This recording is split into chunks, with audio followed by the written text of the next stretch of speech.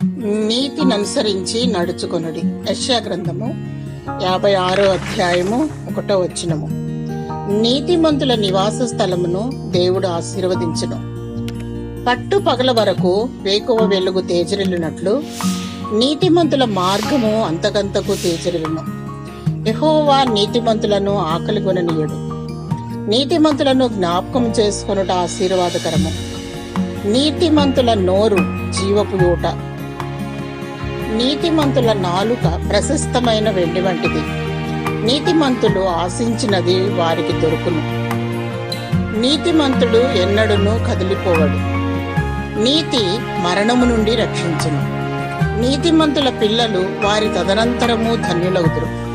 నీతిని అనుసరించి నడుచుకున్న ఎడల నీతి నివసించు రాజ్యములో ఉండెదవు. నీతిమంతులు మాత్రమే అందులో చేరెదరు.